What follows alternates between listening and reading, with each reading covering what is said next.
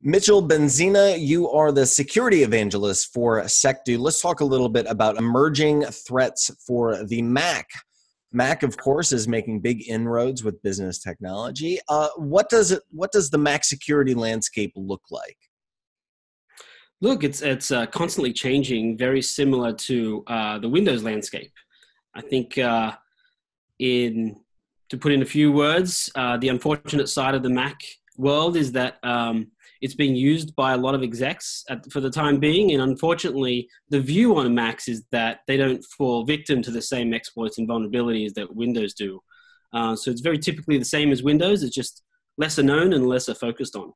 And what kind of threats exist? Across the same portion as Windows, malware, Trojans, ransomware is even starting to attack Macs now as well. An important and interesting malware that's quite recent and famous is the osx.portent malware that actually infected distribution servers for an app. So it basically distributed as a legitimate app, but when it installed, it created a boot persistent Trojan that communicates with CNC servers, and that allows the distribution of other malware and obviously access to the system. So again, that was kind of a legitimate application, and it just embedded itself using a known vulnerability. And because they're less known and they're less looked after and there's less security specialists for Macs, their attack campaigns and their use of that distribution method actually lasts a lot longer than typically on Windows because they're not found as quickly. So I'm glad you mentioned that Macs have the perception of being safer and more secure. I wonder if you could help us understand the reality here. Is it the Mac architecture is less vulnerable, or is it simply security through obscurity? Probably a little bit of both. Apple does have a good job of locking it down. It's less open, unlike the PC architecture that more people are using, and very much more open.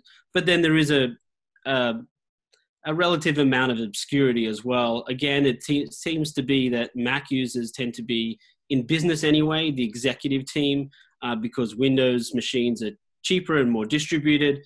And then because there's a fewer portion, it's a smaller problem, so to speak, for the security team itself.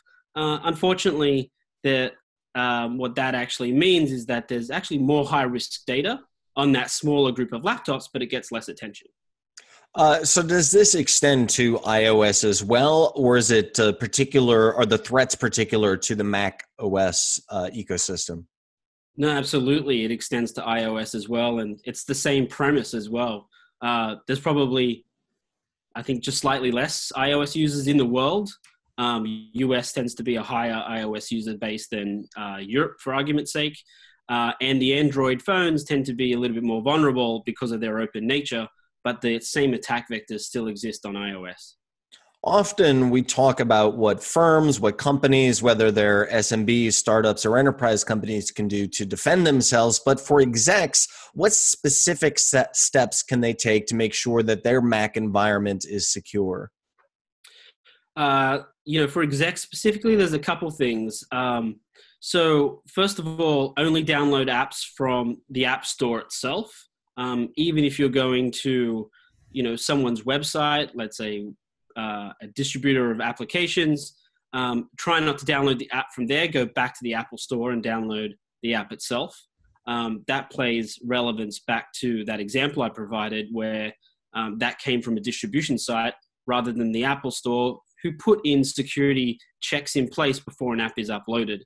And then the second one's probably another one that's interesting is because of that belief that it's more secure, there are very few Mac systems that actually have any malware or antivirus installed. So go out and grab one of those and get them installed, or at least from your enterprise, make sure that you're with an AV vendor that supports Mac just as much as they support Windows.